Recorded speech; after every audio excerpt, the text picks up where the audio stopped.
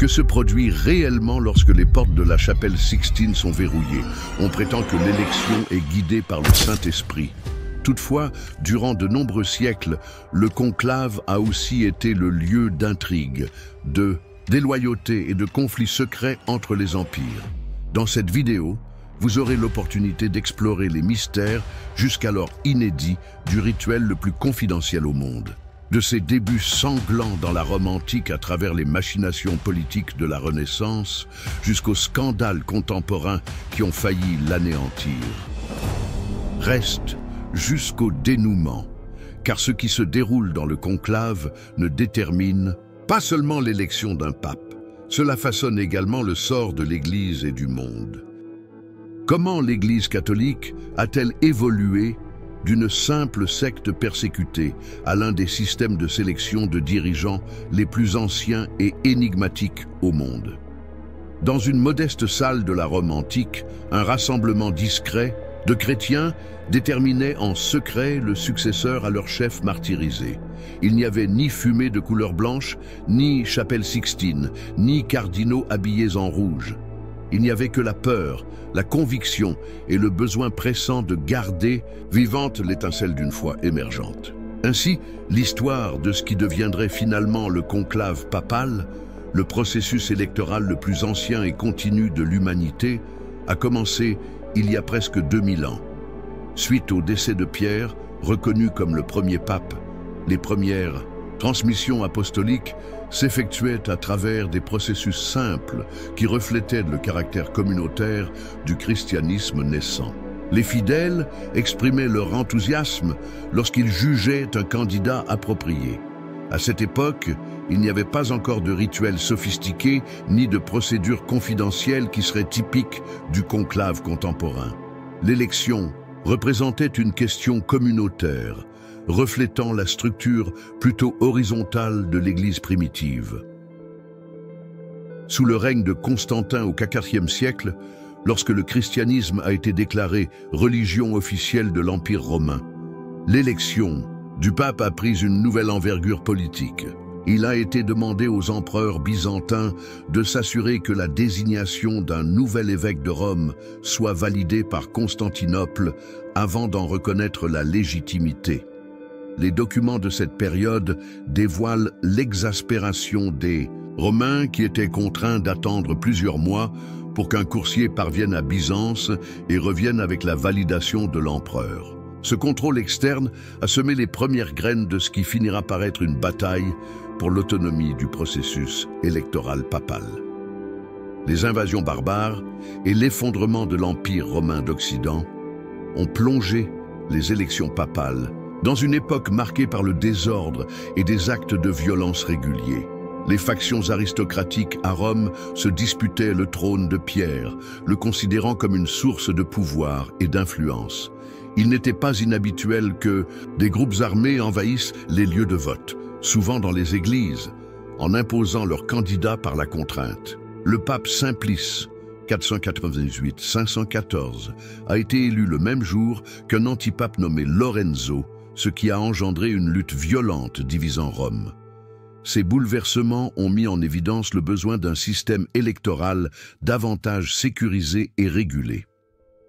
Le pape Nicolas II a institué les premières réformes majeures en 1059 avec le décret In nomine Domini. Ce texte novateur a limité le droit de choisir le pape uniquement aux cardinaux, en écartant tant le peuple romain que la noblesse et l'empereur. Afin d'éliminer toute possibilité de la maladie de la vénalité, stipulait l'ordonnance, instaurant ainsi la règle que seuls les prélats supérieurs de l'Église, présumément exempts d'intérêts terrestres, devraient choisir le vicaire du Christ. C'est à ce moment précis que le collège électoral prend véritablement forme, un mécanisme qui, des siècles plus tard, serait verrouillé pour choisir le leader de l'Église catholique.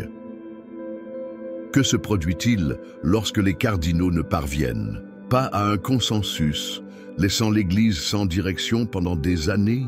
La population de Viterbe, une modeste bourgade italienne située au nord de Rome, regardait avec un mécontentement grandissant les princes ecclésiastiques organiser des festins et profiter de plaisir alors que le siège papal demeurait inoccupé.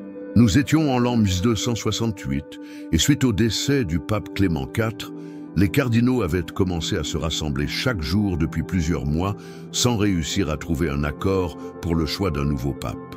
Les factions françaises et italiennes au collège étaient inévitablement en désaccord, entravant ainsi l'élection et par conséquent le gouvernement de l'ensemble de l'Église.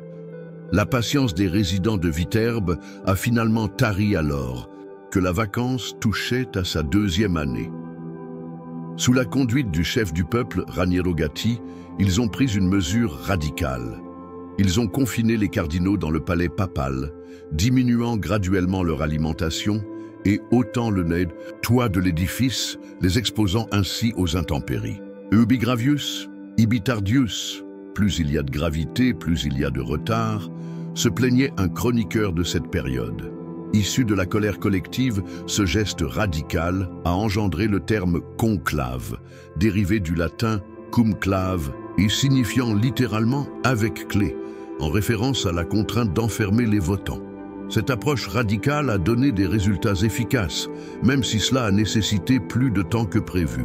Après une vacance de siège qui a duré 1006 jours, un record dans l'histoire papale, les cardinaux ont finalement choisi Teobaldo Visconti, qui était alors en Terre Sainte et n'occupait même pas le statut de cardinal. Il a pris le nom de Grégoire d'Ix et, visiblement marqué par les conditions de son élection, a promulgué en 1274 la constitution Ubi Periculum, a le premier corpus complet de règles pour les futurs conclaves. Le texte prévoyait que les cardinaux devaient être confinés sans contact avec le monde extérieur, avec des provisions progressivement diminuées si l'élection s'éternisait, officialisant ainsi ce qui avait débuté comme une action désespérée. Les cardinaux n'ont pas bien réagi au départ à la modification des règles du conclave, percevant une restriction de leurs prérogatives et de leur confort durant la vacance du Saint-Siège. Ces restrictions étaient si mal accueillies qu'elles furent rapidement levées suite au décès de Grégoire X. Cependant, elles ont été réinstaurées plusieurs années plus tard, lorsqu'il est devenu évident que sans elles, les élections s'étiraient indéfiniment.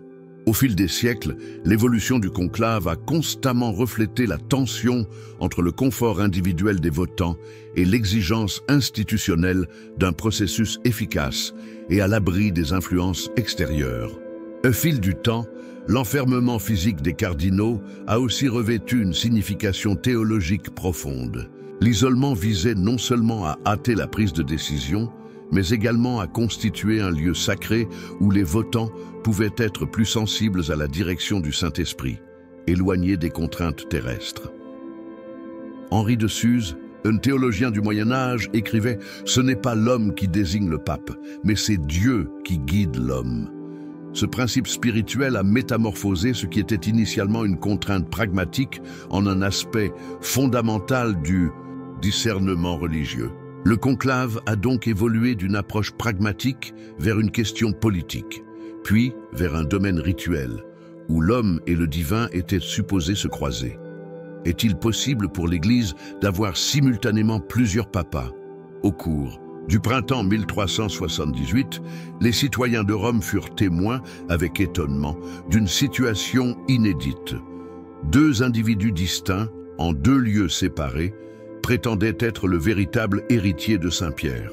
Urbain VI a été choisi comme pape à Rome, alors que Clément VII mettait en place sa cour papale en Avignon, France. Chaque faction disposait de son propre collège de cardinaux, de sa propre structure administrative, et ils s'excommuniaient mutuellement, se qualifiant d'hérétiques et d'antipapes. C'est ainsi qu'a débuté le grand schisme d'Occident, la période de crise la plus marquée de l'histoire papale, qui allait fragmenter la chrétienté pendant près de 40 ans et questionner les bases du processus d'élection papale. Cette fracture spectaculaire trouve ses racines dans ce qu'on appelle la captivité d'Avignon. Une époque qui s'étend sur presque 70 ans durant laquelle les papes, exclusivement français, habitaient cette cité du sud de la France plutôt que Rome. Quand Grégoire XI a finalement rétabli le siège papal à la ville éternelle, en 1377, il est mort peu de temps après, ce qui a donné lieu à un conclave périlleux et houleux. Les Romains, redoutant que les cardinaux français n'élisent un autre pape qui fuira Rome, encerclèrent le site de l'élection en lançant des menaces « Romano lo vogliamo » ou au moins « italien ». Nous le voulons romain, ou du moins italien. Sous cette contrainte, les cardinaux ont choisi Urbain VI, un Italien peu connu de la plupart. Le nouveau pape a démontré qu'il était un réformateur inflexible, doté d'une personnalité explosive.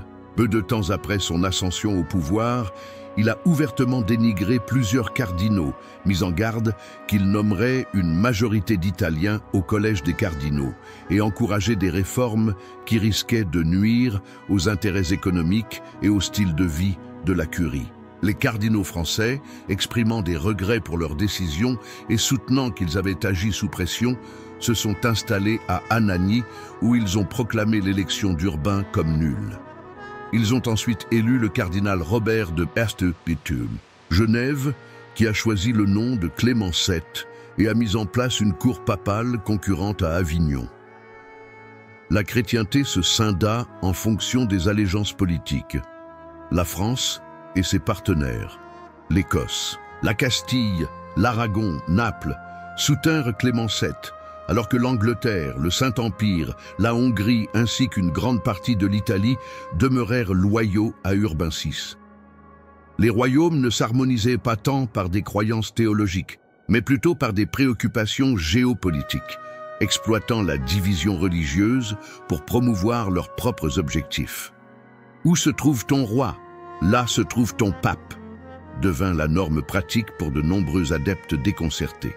Les monastères se scindaient, les universités se morcelaient en factions et les orateurs populaires annonçaient l'apocalypse face à un tel scandale.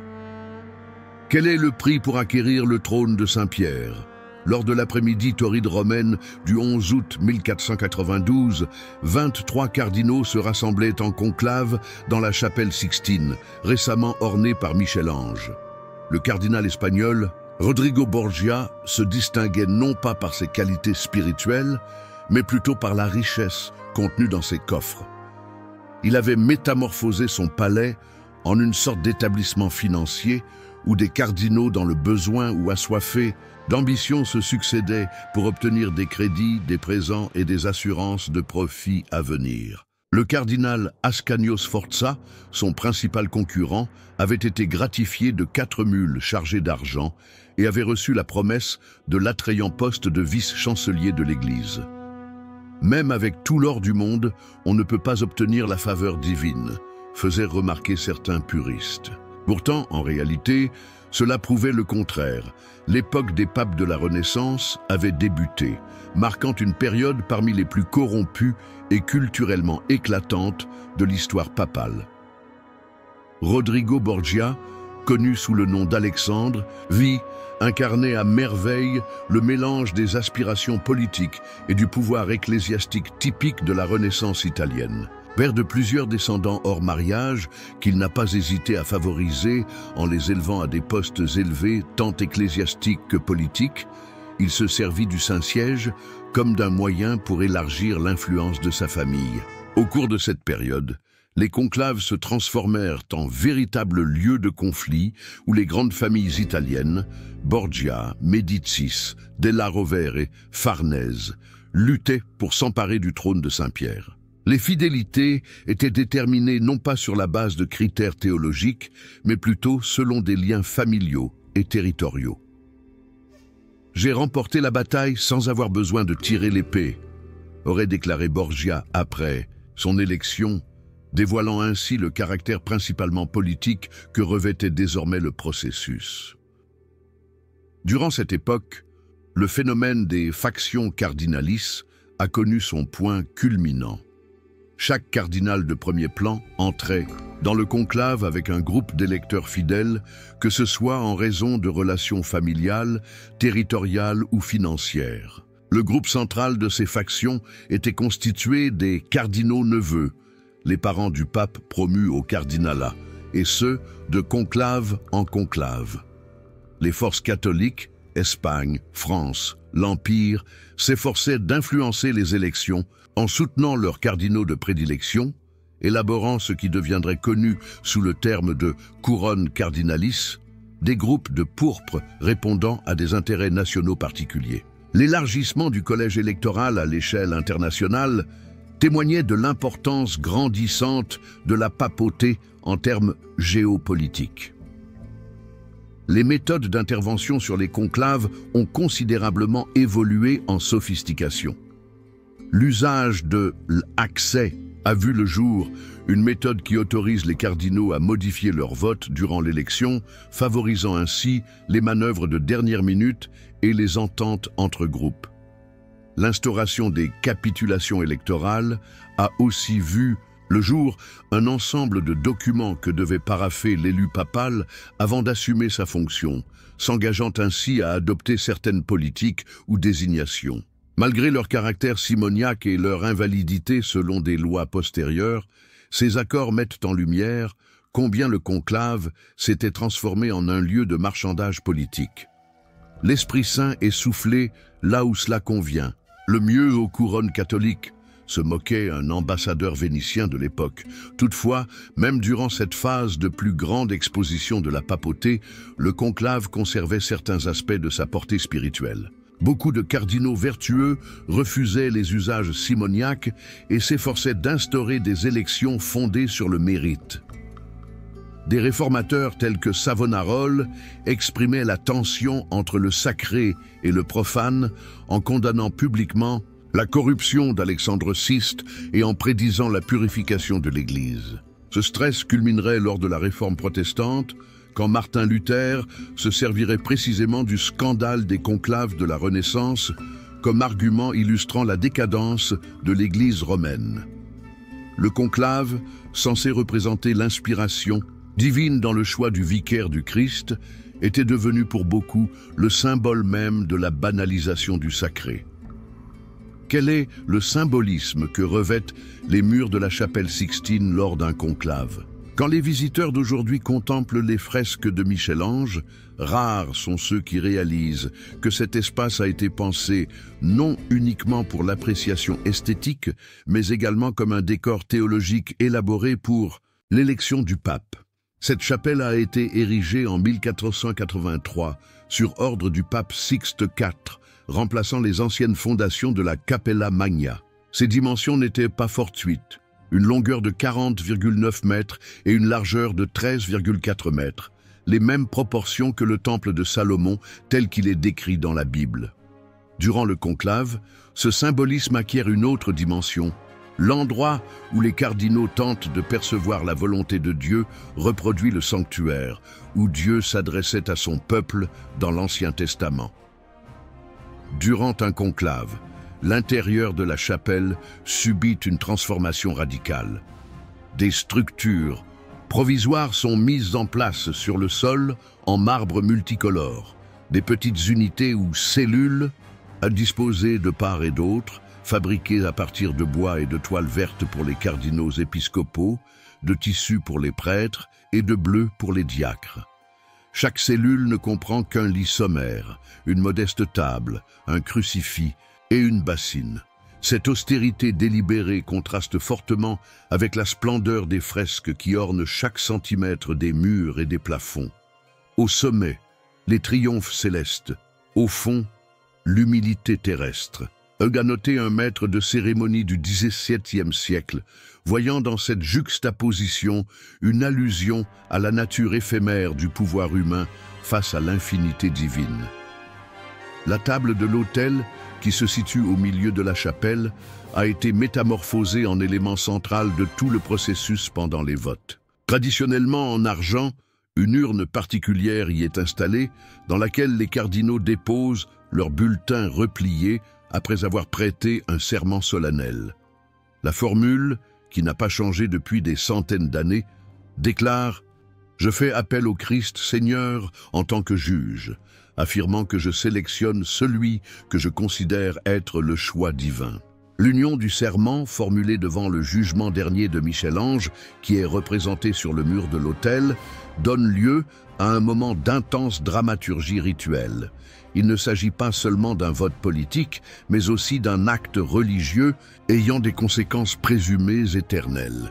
Les objets employés lors du conclave portent une forte signification symbolique. Les bulletins, de forme rectangulaire et destinés à être repliés plusieurs fois, intègrent des dispositifs antifraude élaborés suite à des siècles d'expertise.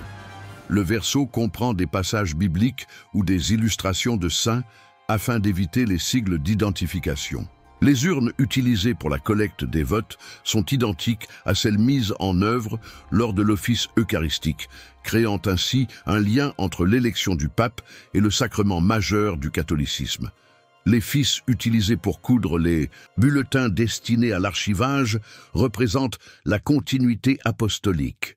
Même pour la plus petite épingle utilisée lors du conclave, il existe une signification qui remonte au 1er siècle de l'Église, que déclarait un cérémoniaire papal au XVIIIe siècle.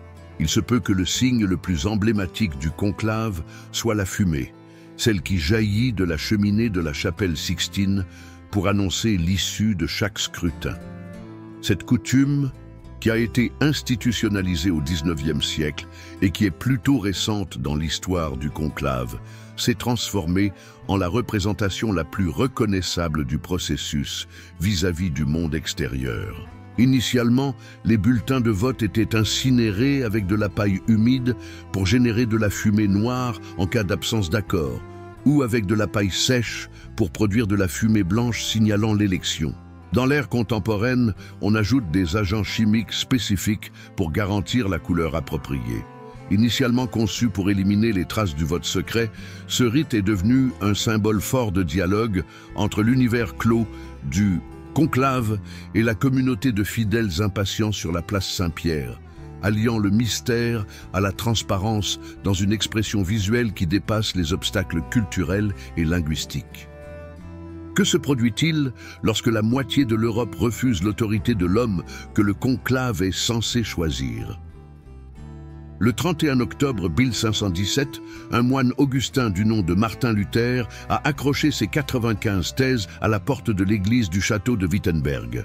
Cet acte, qui semblait anodin, allait provoquer une secousse inédite dans l'histoire chrétienne. Ce qui avait débuté en tant que contestation de la vente d'indulgences se murait bientôt en une remise en cause essentielle de l'autorité du pape. Ni les conciles ni le pape ne sont en mesure de définir des doctrines de foi, affirmerait Luther plusieurs années plus tard. En défiant publiquement le pape, la nature même du conclave se verrait modifiée à jamais. Il ne désignerait plus l'autorité suprême de tous les chrétiens occidentaux, mais le dirigeant d'une église dont l'impact territorial et spirituel aurait été considérablement diminué. Le Concile de Trente, 1545-1563, la réforme institutionnelle la plus audacieuse depuis les premiers conciles œcuméniques, a constitué la réaction catholique à ce défi existentiel. Durant une période de 18 ans entrecoupée par des conflits et des épidémies, les pères conciliaires se sont consacrés à l'élucidation de la doctrine catholique et à l'amélioration des rituels qui avaient été justifiés par des critiques. La papauté a vu le jour à Trente avec une autorité théologique consolidée, mais ce faisant, elle a dû accepter des restrictions à son pouvoir temporel. La position du pape en tant que pasteur universel a pris le pas sur celle du prince temporel. Et cette évolution serait manifeste dans les conclaves à venir. Nous ne sommes plus à la recherche d'un roi, mais d'un pasteur, nota le cardinal Paul, suite à l'élection de Paul IV en 1555, soulignant comment la contre-réforme avait modifié les attributs désirables chez un pape. La dynamique du conclave a été profondément modifiée par la division religieuse marquée en Europe. Les pays protestants, tels que l'Angleterre, une grande partie de l'Allemagne, La Scandinavie, certaines régions de la Suisse et des Pays-Bas ont perdu l'influence papale, pendant que les forces catholiques, notamment l'Espagne, la France et l'Empire Habsbourg, redoublèrent d'efforts pour prendre le contrôle de l'élection. Le collège des cardinaux a évolué, intégrant davantage de cardinaux de couronne, désignés spécifiquement pour refléter des intérêts nationaux. Le conflit pour le contrôle du conclave opposait les prétendus zelanti, zélés, des cardinaux mettant l'accent sur la réforme de l'Église, aux politicanti, qui privilégiaient des enjeux diplomatiques et des tactiques d'équilibre entre les puissances catholiques. Durant cette époque, les conflits religieux dévastant l'Europe faisaient fréquemment des conclaves des prolongements du théâtre diplomatique. À l'occasion du conclave de 1590, qui s'est tenu suite au décès de Sixte V, les forces espagnoles avaient été déployées autour des États pontificaux, un clin d'œil manifeste aux inclinations de Philippe II. La France, éprouvée par ces guerres religieuses internes, peinait à conserver son influence historique sur l'élection papale. Les cardinaux votent, mais ce sont les armées qui prennent les décisions, faisait remarquer avec ironie un diplomate de Venise. L'internationalisation du conclave, qui a débuté pendant la Renaissance, était désormais complétée. C'était à présent une scène où se déroulaient les enjeux géopolitiques de toute l'Europe catholique. Toutefois, cette métamorphose n'était pas uniquement politique, mais également spirituelle. L'expérience traumatisante de la Réforme avait persuadé de nombreux membres de l'Église de l'impératif d'une authentique réforme. Des personnalités telles que saint Charles Borromée, cardinal archevêque de Milan, ont vigoureusement soutenu l'élection de papes réformateurs, jetant les bases de ce qui deviendra le Parti des Saints. Lors des conclaves post-tridentins, une nouvelle génération de cardinaux fortement investis dans l'application des réformes conciliaires a vu le jour. La bulle Aeterni Patris de Grégoire XV, 1621, a formalisé un certain nombre de procédures qui sont toujours en place aujourd'hui, dont le secret absolu et les critères précis pour l'élection. Le conclave a traversé sa crise la plus sévère et en est ressorti métamorphosé, davantage conscient de son rôle historique dans un univers chrétien indiscutablement scindé, tout en possédant des moyens plus solides pour réaliser sa mission primordiale. Un roi a-t-il le pouvoir de s'opposer par un veto à l'élection du vicaire du Christ? Au conclave de 1903, alors que le cardinal Mariano Rampolla del Tindaro était proche d'obtenir les votes requis pour être élu pape, le cardinal Jan Puzina de Cracovie se leva officiellement. Il a énoncé ce qui était connu sous le nom de veto ou exclusiva au nom de l'empereur François-Joseph d'Autriche-Hongrie, une déclaration officielle par laquelle une puissance catholique majeure empêchait l'élection d'un candidat perçu comme défavorable à ses intérêts. Les cardinaux ont écouté en silence. Nombreux étaient ceux qui se sont offusqués de cette intervention profane dans ce qui était censé être un processus dirigé par l'Esprit Saint. Avec dignité, Rampolla affirma qu'il accepterait s'il n'était pas digne en raison de ses propres péchés, mais jamais pour un veto civil imposé par une autorité qui n'a pas le droit de se mêler des affaires de l'Église. Malgré ses objections, sa candidature s'est dissipée, laissant la place à Giuseppe Sarto qui, sous le nom de Pied X, abrogerait définitivement ce privilège sujet à controverse. Le droit d'exclusivité était l'illustration la plus patente de l'équilibre précaire entre l'autorité temporelle et spirituelle qui a marqué le conclave pendant des centaines d'années. Officiellement, ce privilège n'était accordé qu'à 3 monarchies catholiques, l'Espagne, la France et l'Empire, qui par la suite devint l'Autriche-Hongrie.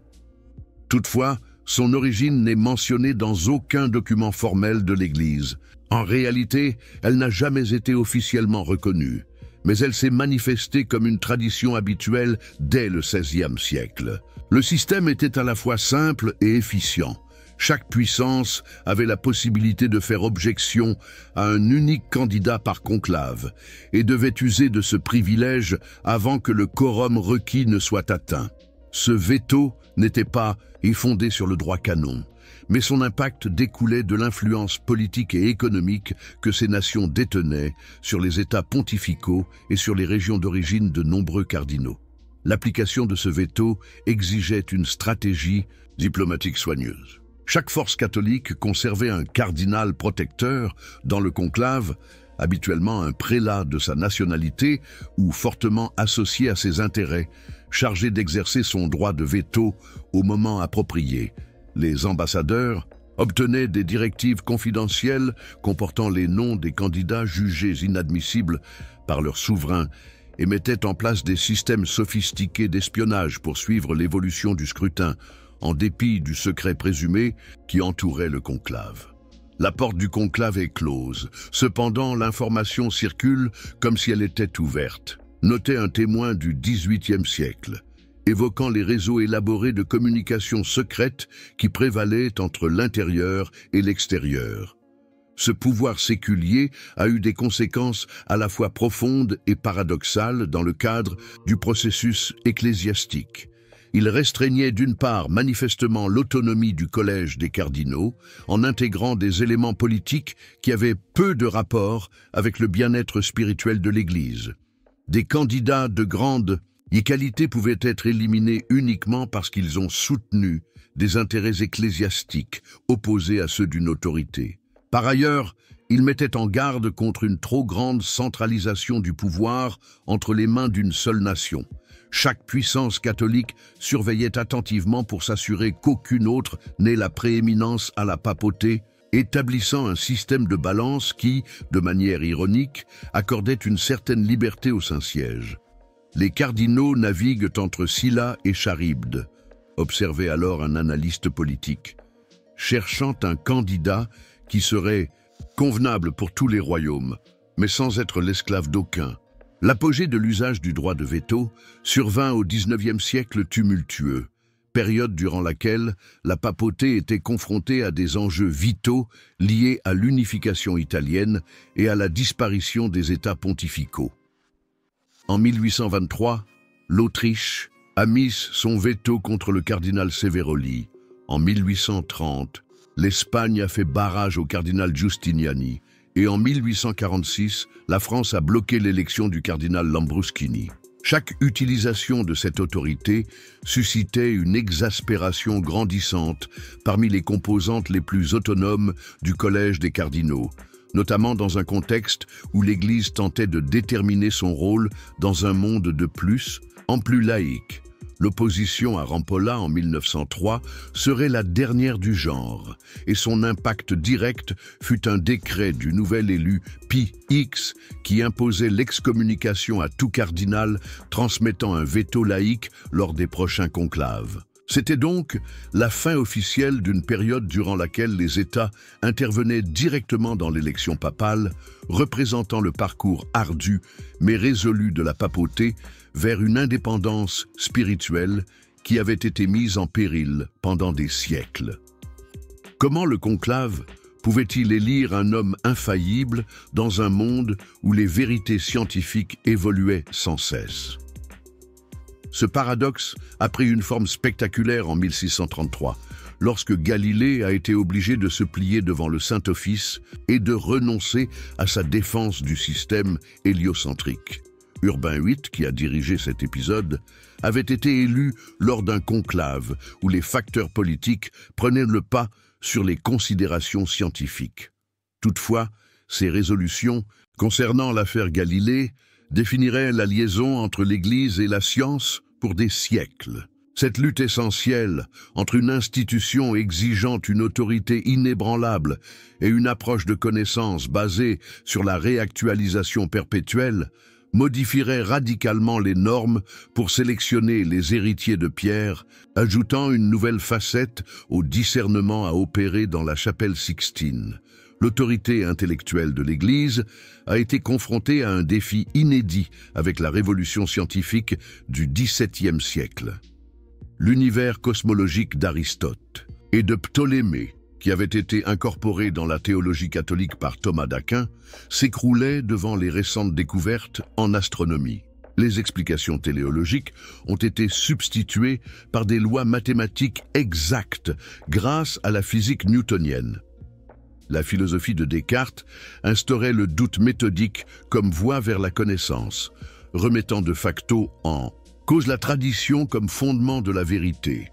Ce séisme intellectuel avait un impact direct sur les conclaves. Le nouveau pape devait-il se confronter directement à ces évolutions, s'y ajuster ou essayer d'en faire une synthèse? Les cardinaux les plus savants, ayant largement étudié dans les universités jésuites où l'on enseignait les sciences modernes parallèlement à la théologie traditionnelle, étaient divisés quant à la façon d'affronter ce défi. L'intellect des papes élus durant cette période est le miroir de cette tension. Des individus tels que Benoît XIV, 1740-1758, qui a été élu suite à un conclave particulièrement prolongé, étaient de véritables savants dotés d'une formation scientifique. Benoît a révisé l'index des livres prohibés afin de favoriser la diffusion des œuvres héliocentriques, établi des institutions scientifiques à Rome et entretenu une correspondance avec des figures éclairées telles que Voltaire. Certains pourraient considérer qu'un pape scientifique est une contradiction, mais c'est pourtant un impératif pour notre époque, aurait déclaré un cardinal lors de son intronisation. Certains papes, tels que Clément XIII, 1758-1769, ont embrassé des positions plus conservatrices, percevant les nouvelles tendances scientifiques et philosophiques comme un danger pour la foi traditionnelle. Cette polarisation faisait écho à des clivages plus étendus au sein du collège des cardinaux, opposant les ouvertures aux traditionalistes, des catégories qui continuent de façonner les dynamiques du conclave jusqu'à présent. L'apparition des Lumières a encore compliqué la relation déjà problématique entre la science et la foi. Des personnalités telles que Voltaire, Diderot et d'Alembert s'opposaient clairement à l'Église en tant qu'institution obscurantiste, alors que la Révolution française traduisait cette animosité par la répression du clergé et la saisie des biens ecclésiastiques. Les conclaves organisés dans ces conditions ont été fortement marqués par l'impact du traumatisme de l'anticléricalisme révolutionnaire. Le conclave de 1799-1800, qui s'est déroulé à Venise sous la tutelle autrichienne pendant que Rome était sous le contrôle de l'armée française, a choisi Pie VII dans l'espoir qu'il pourrait établir un modus vivendi avec le régime nouvellement instauré. Ce pape, anciennement professeur de physique avant son ordination, tentait de concilier la tradition catholique avec certains aspects choisis de la modernité scientifique et politique. Aux alentours du XIXe siècle, le rapport entre science et religion a pris un tournant avec des théories telles que l'évolution darwinienne, qui semblaient s'opposer directement au récit de la création biblique. Les conclaves durant cette époque illustraient la divergence croissante entre une culture ancestrale qui adoptait les avancées scientifiques comme base de sa perspective globale et une Église qui s'efforçait de préserver son importance intellectuelle. La désignation de Léon XIII en 1878 a marqué une étape importante. Ce pape, à travers son encyclique Aeterni Patris, défendrait le néotomisme comme modèle philosophique visant à fusionner foi et raison, science et révélation. Il n'existe pas de vérité authentique qui puisse contredire une autre vérité authentique, disait-il, établissant un principe qui favoriserait une interaction plus constructive entre la science et la doctrine religieuse. Les cardinaux qui l'ont choisi savaient que le conclave ne devait plus négliger la question intellectuelle de la modernité. Il fallait aborder ce défi directement, en quête de dirigeants capables de formuler une réponse catholique unifiée face à l'évolution du paysage du savoir humain. Comment choisir un pape quand des canons adverses visent les murs de Rome? Au cours de la nuit du 14 mars 1800, un conclave exceptionnel était inauguré par 23 cardinaux au monastère bénédictin de San Giorgio Maggiore, situé sur l'île éponyme à Venise. Pour la première fois depuis des siècles, le conclave papal ne s'est pas déroulé à Rome, qui était toujours sous le contrôle des forces révolutionnaires françaises. Les États pontificaux avaient subi une invasion, Pie VI, le pape précédent, avait trouvé la mort en tant que captif en France. Nombreux étaient ceux qui redoutaient que l'institution papale vieille de 1000 ans ne soit anéantie par la tourmente révolutionnaire. Toutefois, sous la protection de la flotte autrichienne, les cardinaux ont procédé au vote en respectant les traditions séculaires. Au terme de 3 mois et demi, ils choisirent le moine bénédictin Barnaba Chiaramonti, qui adopta le nom de Pie VII. Sa première mission consisterait à traiter avec l'individu qui représentait les forces menaçant de faire disparaître l'Église, Napoléon Bonaparte. Les événements politiques agités de la fin du XVIIIe siècle et du début du XIXe siècle ont exercé sur le conclave des tensions jamais connues auparavant. La Révolution française n'a pas seulement porté atteinte aux structures temporelles de l'Église, elle a aussi tenté une révolution spirituelle en instaurant une Église constitutionnelle sous la supervision de l'État.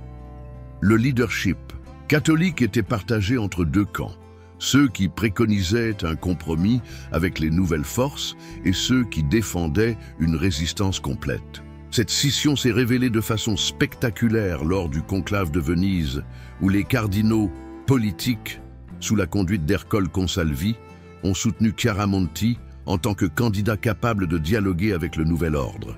Pendant ce temps, les traditionalistes Zelanti aspiraient à un pape qui résiste obstinément aux idéaux révolutionnaires. L'élection de Pie VII met en évidence une tendance courante dans les conclaves organisés en période de crise. L'option pour une médiocritas, un candidat de compromis doté d'une souplesse tactique suffisante pour évoluer dans des circonstances agitées sans mettre en péril les principes fondamentaux. En tant qu'évêque d'Imola, Chiaramonti avait écrit une homélie affirmant qu'il n'y avait pas de contradiction intrinsèque à être un bon catholique et un bon démocrate, révélant une ouverture peu courante pour son époque. Toutefois, il défendait avec détermination l'indépendance spirituelle de l'Église. Cette association de principes solides et de souplesse politique lui offrirait la possibilité de perdurer à la tourmente napoléonienne. Lorsqu'il fut par la suite appréhendé et incarcéré pendant 5 ans pour avoir décliné l'assujettissement impérial sur l'Église, son opposition passive se distinguait de sa prédisposition à discuter du Concordat de 1801, qui réinstaura le culte catholique en France. Les activités militaires de Rome continueraient d'influencer les conclaves durant la majeure partie du XIXe siècle. À la mort de Pie VII en 1823, l'Italie était largement sous le contrôle des troupes autrichiennes. En revanche, lors du décès de Grégoire XVI en 1846, les États pontificaux étaient menacés par les forces révolutionnaires du Risorgimento italien. Chaque régime d'occupation a introduit des tensions particulières dans le processus électoral. Les diplomates des puissances occupantes cherchaient à influencer les discussions directement, alors que les mouvements nationalistes italiens percevaient de plus en plus négativement la présence d'un État théocratique au cœur de la péninsule.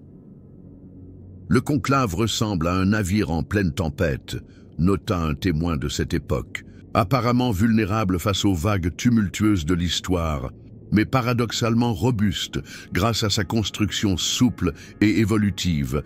Il est possible que le plus grand défi à l'indépendance du conclave ait surgi avec l'unification de l'Italie et la conquête de Rome en 1870. Suite à l'extinction des États pontificaux, la papauté a vu disparaître le fondement territorial qui lui assurait son indépendance politique pendant un millénaire. Suite au décès de Pie IX en 1878, le premier conclave postérieur à la question romaine s'est retrouvé face à une difficulté existentielle. Comment garantir une élection sans ingérence du nouveau royaume d'Italie qui percevait le pape comme un souverain ennemi dans sa capitale? Dans le but de préserver l'autonomie du processus, les cardinaux ont considéré pour un court moment la possibilité d'organiser le conclave hors d'Italie. Néanmoins, ils ont fini par opter pour une tenue à Rome et ont choisi de déplacer le site de vote du Quirinal, actuellement résidence royale italienne, vers le Vatican.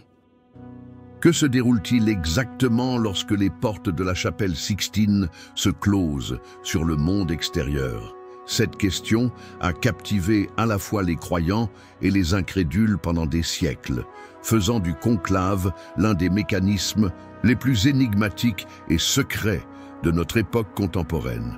Avant de refermer les imposantes portes, le maître des cérémonies pontificales déclare solennellement « Extra omnes », tout le monde dehors. Ainsi commence officiellement une phase de secret total, théoriquement inaccessible, protégée non seulement par des obstacles matériels, mais également par le plus sérieux des serments. Toutefois, à travers le cours de l'histoire, certaines bribes d'informations ont réussi à échapper à cette enceinte fermée, révélant des aperçus captivants de ce qui se déroule réellement lorsque les cardinaux se réunissent en privé pour choisir le nouvel vicaire du Christ.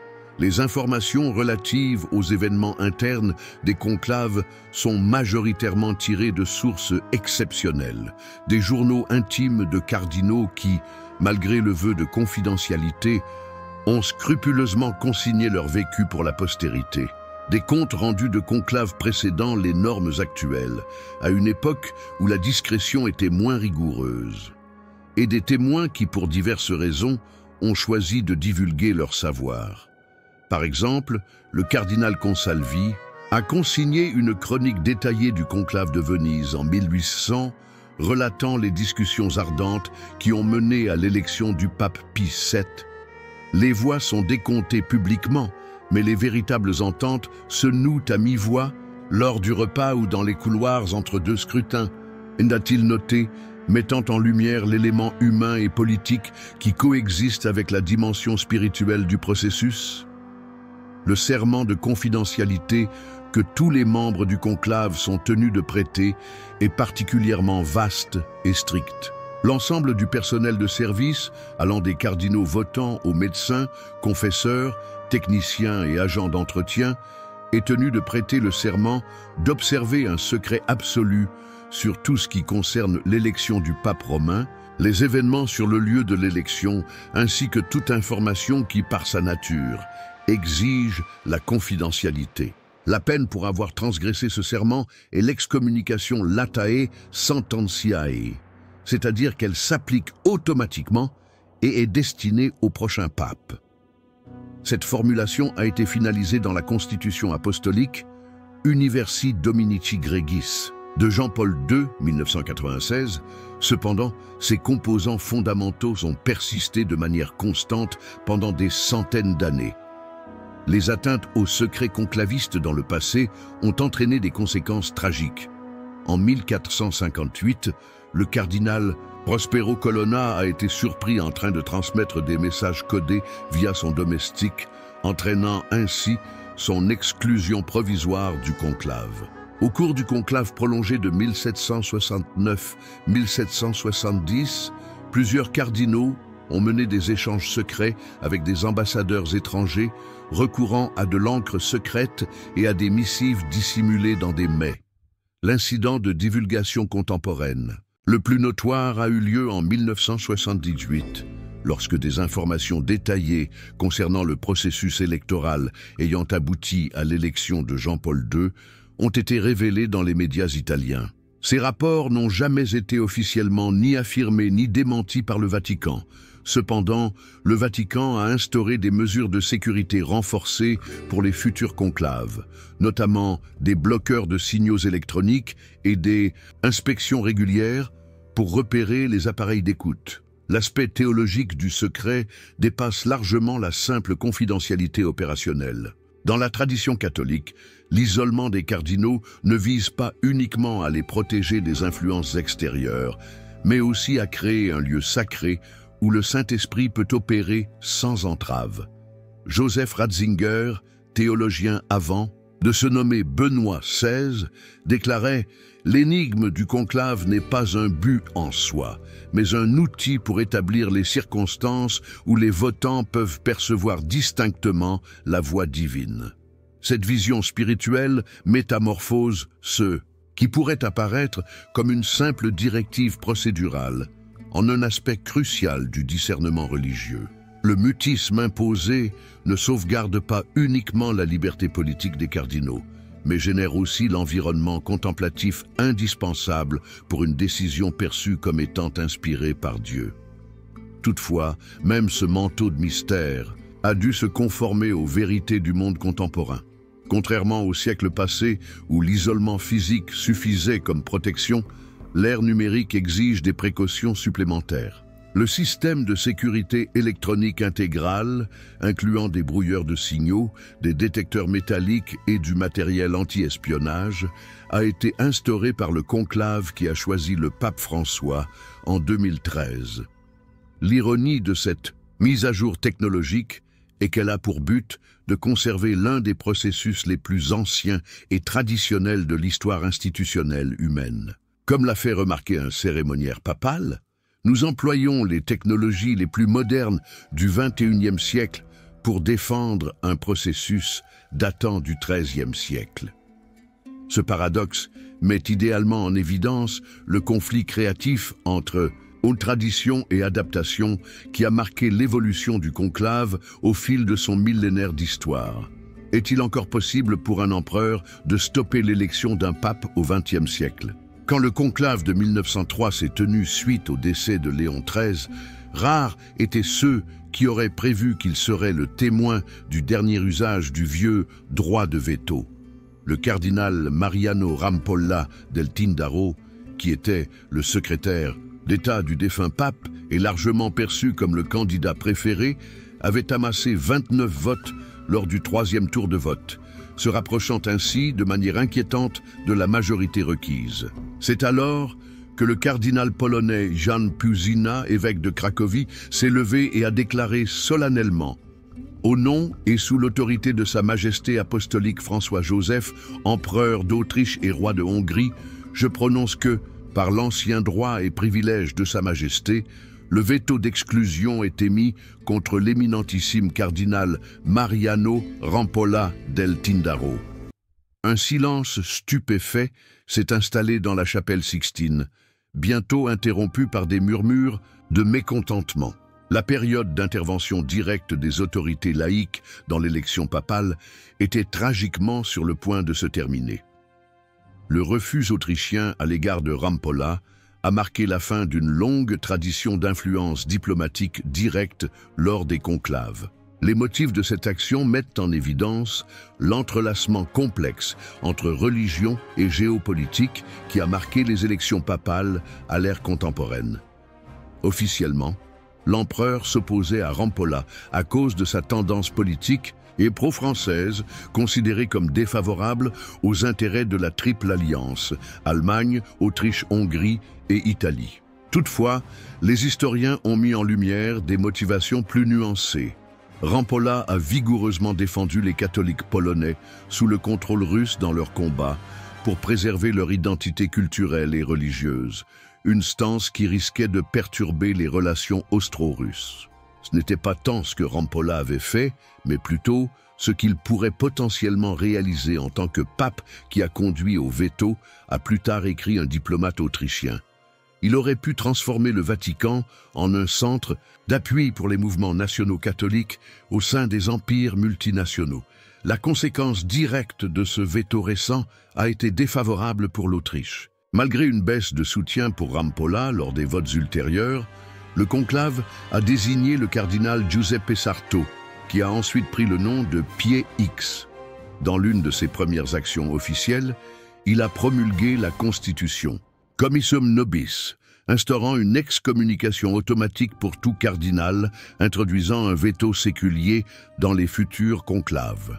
Cette réaction catégorique témoignait d'une conscience grandissante au sein de l'Église de l'importance de réaffirmer sa liberté spirituelle dans un monde où les systèmes traditionnels d'alliance entre le pouvoir séculier et ecclésiastique se désintégraient.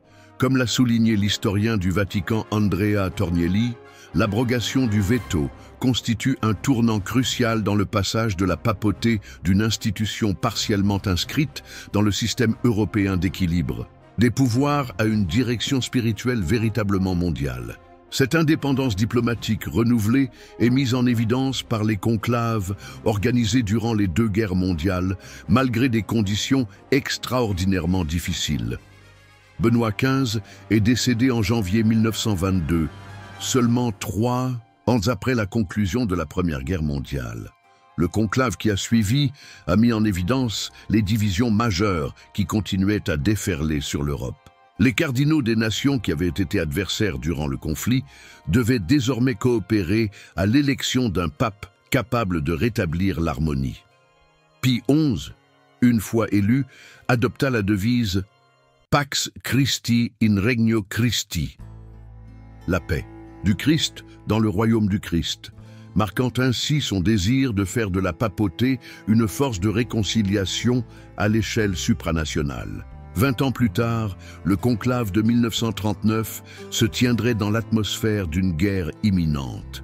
L'ascension d'Eugenio Pacelli au rang de Pie XII, un diplomate chevronné doté d'une solide connaissance des affaires internationales, témoignait d'un effort délibéré du Collège des cardinaux pour préparer l'Église à affronter les défis d'une guerre qui apparaissait déjà comme inévitable. Qui a réellement le contrôle sur l'élection du personnage le plus influent de l'Église?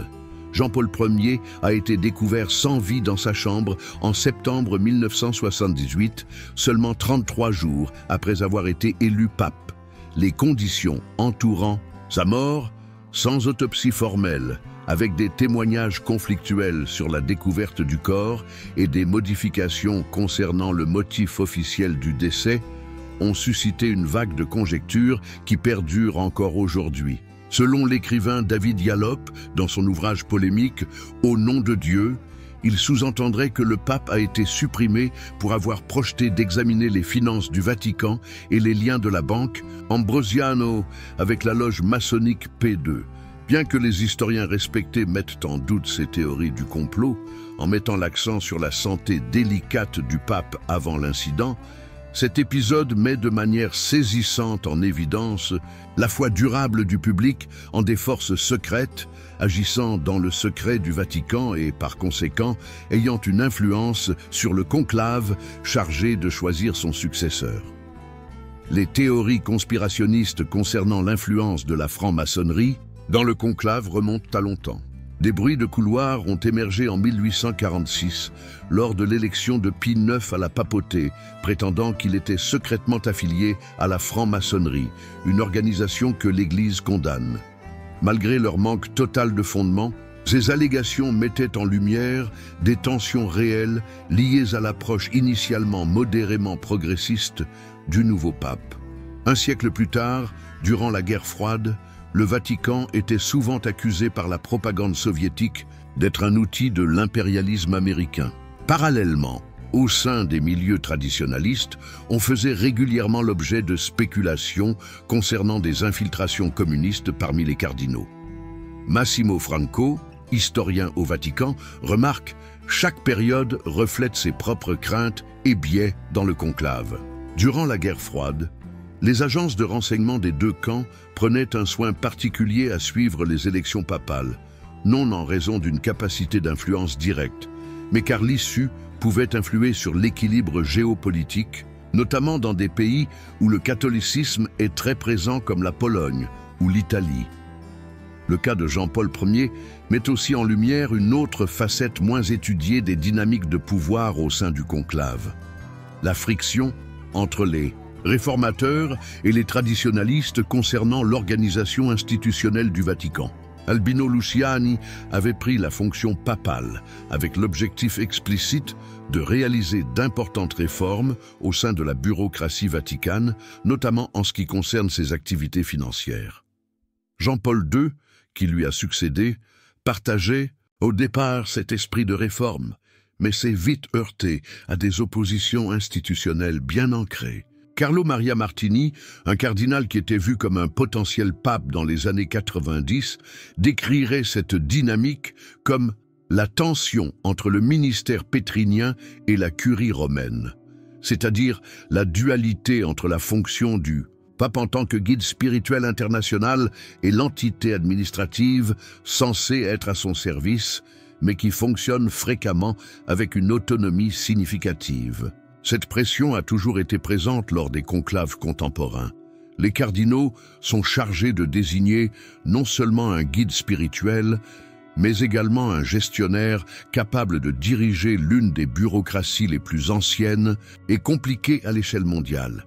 On a fréquemment signalé que les finances du Vatican constituent un pôle d'influence majeur lors des conclaves. Le scandale de la banque Ambrosiano des années 1980, qui mettait en cause l'archevêque Paul Marcinkus, ancien président de la Banque du Vatican, IOR, a mis en lumière des liens inquiétants entre les fonds ecclésiastiques et les circuits financiers internationaux aux antécédents douteux. Lors de la réunion du conclave en 2013, suite à la démission de Benoît XVI, l'un des critères évalués par les cardinaux était l'aptitude des postulants à poursuivre et achever les réformes financières entamées par Benoît, mais restées inabouties. Selon Gianluigi Nuzzi, le journaliste dont les ouvrages, basés sur des documents révélés, connus sous le nom de VatiLeaks, ont participé à la crise ayant précédé la démission de Benoît. Les réformes financières ne sont pas uniquement des enjeux administratifs, mais également d'ordre spirituel, car elles touchent à la crédibilité morale de l'Église et à sa capacité à réaliser sa mission. Les récents conclaves ont été marqués par une compréhension plus élaborée de la relation entre la gouvernance institutionnelle et le leadership spirituel. L'impact des médias sur la couverture des conclaves a connu une transformation spectaculaire, engendrant de nouvelles relations de pouvoir informationnel qui influencent indirectement le processus. Jusqu'à la moitié du XXe siècle, les médias couvraient les conclaves avec une grande déférence, se limitant à communiquer les résultats officiels. Ce paradigme a subi une transformation radicale en 1978, année marquée par 2 conclaves. En effet, des journalistes internationaux ont afflué à Rome, armés de technologies de diffusion directe innovantes et d'une méthodologie plus axée sur l'investigation. Marco Politi, le vaticaniste, explique comment cette pression médiatique influence de manière indirecte les électeurs. Les cardinaux viennent au conclave après avoir consulté des critiques journalistiques sur les potentiels papes, les factions et les courants, formant un récit global qui oriente discrètement leur perspective. Dans le but de contrer cette influence extérieure, Jean-Paul II a proscrit aux cardinaux de réaliser des interviews pendant la vacance du siège, alors que les constitutions récentes ont intensifié les punitions en cas de divulgation d'informations concernant les délibérations. Que diriez-vous de passer des journées confinées dans l'endroit le plus caché de la planète, prenant part à l'un de ces rites les plus ancestraux? Quand les cardinaux électeurs pénètrent en conclave, ils renoncent provisoirement non seulement à leur plaisir quotidien, mais également à de nombreux éléments essentiels que la majorité des individus considèrent comme acquis. Entrer en conclave, c'est comme plonger dans un univers parallèle, régi par ses propres lois, cadences et impressions, a décrit un cardinal ayant pris part aux élections de 2005 et 2013. Le temps paraît à la fois s'étirer et se rétrécir. Chaque heure est chargée d'intensité. Cependant, les jours se superposent les uns aux autres dans une expérience singulière qui semble vivre en dehors du cours normal du temps. Cette plongée complète dans un lieu à la fois physique et symbolique, détaché de l'extérieur, représente un aspect fondamental de l'expérience du conclave, prévu pour favoriser le discernement spirituel intense qui, selon les principes, aux catholiques, doit orienter la désignation du successeur de Pierre. La logistique du conclave moderne illustre un équilibre remarquable entre des traditions anciennes et des ajustements actuels. Depuis 2005, les cardinaux votants résident à la maison Sainte-Marthe, un édifice de 5 niveaux, bâti spécialement pour cette utilisation durant le pontificat de Jean-Paul II. Ce bâtiment, qui compte 108 suites disposées autour d'un atrium central, a succédé à l'ancien dispositif de cellules, temporaires édifiées à l'intérieur de la chapelle Sixtine, Il procure des conditions de vie plus respectables tout en préservant une simplicité fondamentale. Chaque cardinal est pourvu d'une chambre simple dotée d'une salle de bain personnelle, un crucifix, un bureau, un lit individuel et une armoire de petite taille. Aucune télévision, radio, journaux ou appareil électronique de n'importe quel type n'est présent. Suite au conclave de 2013, le cardinal Oscar Rodriguez Maradiaga a exprimé « Le manque de distraction n'est pas un sacrifice, mais un don.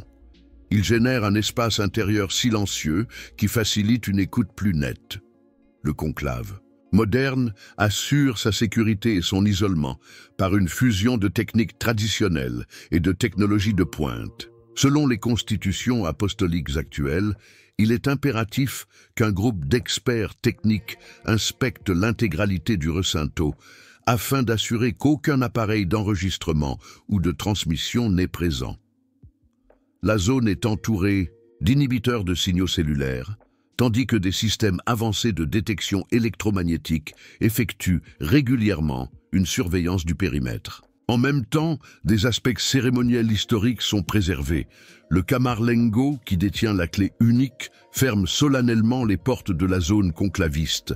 Toutes les fenêtres donnant sur l'extérieur sont obstruées, et la formule du serment de secret est prononcée selon une formule qui a très peu évolué au fil des siècles.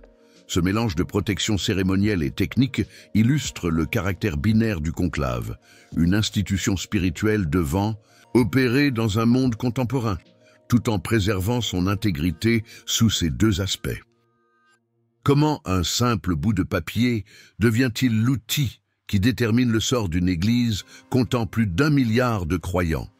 Quand les cardinaux se rassemblent dans la chapelle Sixtine pour l'élection, ils prennent part à une cérémonie qui mélange de façon singulière rigueur juridique, symbolisme religieux et drame personnel. Le rituel débute par une cérémonie processionnelle à partir de la maison Sainte-Marthe.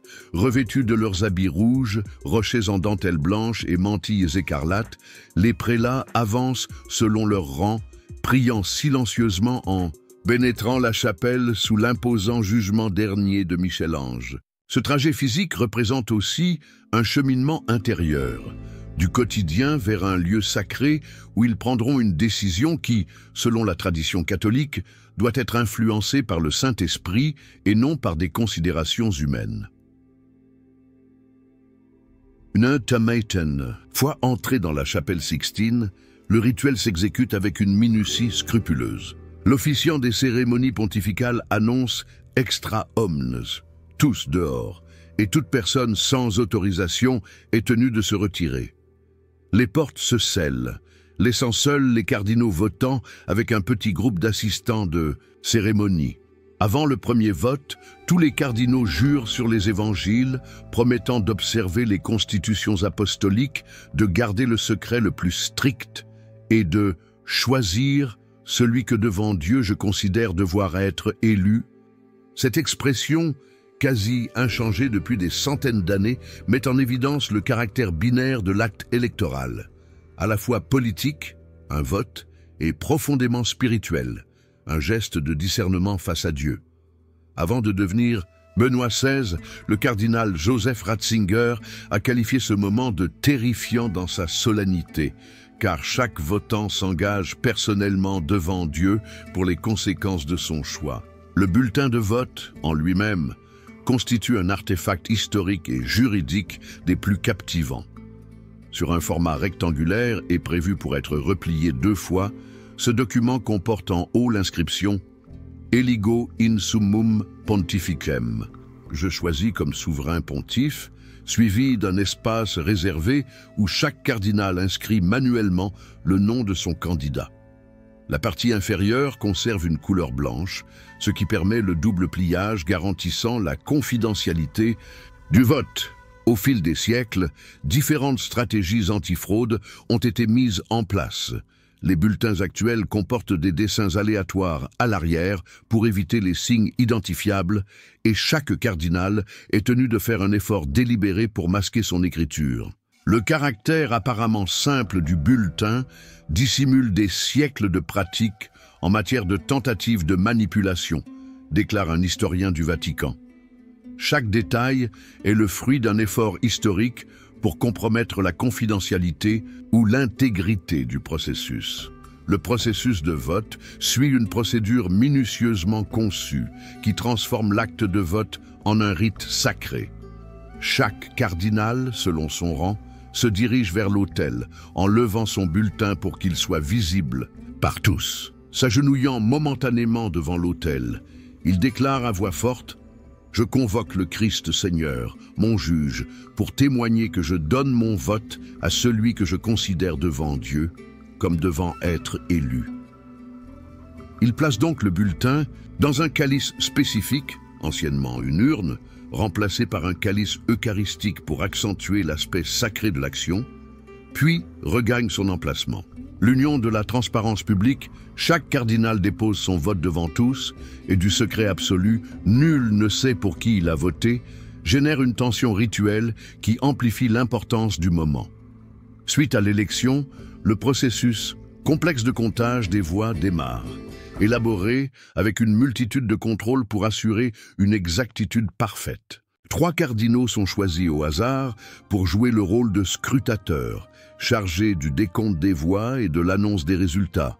3 autres font office de réviseurs, validant le décompte, tandis que 3 autres sont désignés comme infirmaries, responsables de la collecte des votes pour tout cardinal trop souffrant pour participer en personne. Chaque bulletin est exposé publiquement. L'identité est annoncée à voix haute et ensuite insérée avec du fil à travers le mot « Eligo », formant une trace physique vérifiable.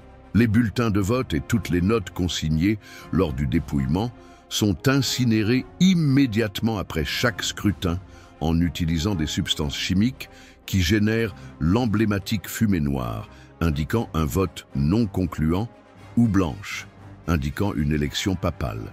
Ce dispositif, affiné au cours des siècles, illustre la fusion singulière du conclave de tradition et de transformation. Bien que sa structure essentielle soit demeurée inchangée, les spécificités procédurales ont progressé pour s'adapter à des exigences variables. La fumée émanant de la cheminée de la chapelle Sixtine pourrait bien être le symbole le plus emblématique et identifiable du conclave. Ce qui a démarré comme une méthode simple pour éliminer l'épreuve du vote s'est transformé en un emblème universel fort, aisément reconnaissable, même par ceux qui ont peu de familiarité avec le catholicisme. Habituellement, les votes étaient incinérés à l'aide de paille humide, générant une fumée noire, en l'absence d'élection, ou sèche, produisant une fumée blanche lorsqu'un pape était élu. Ce dispositif défectueux a engendré des confusions historiques, tel l'événement de 1958 lors d'une combustion incomplète qui a généré une fumée grisâtre, suscitant la perplexité des milliers de personnes rassemblées sur la place Saint-Pierre. Afin d'éliminer ces incertitudes, depuis 2005, on incorpore des produits chimiques particuliers, du chlorure de potassium, de l'anthracène et du soufre pour la fumée noire, du chlorate de potassium, du lactose et de la colophane pour la blanche.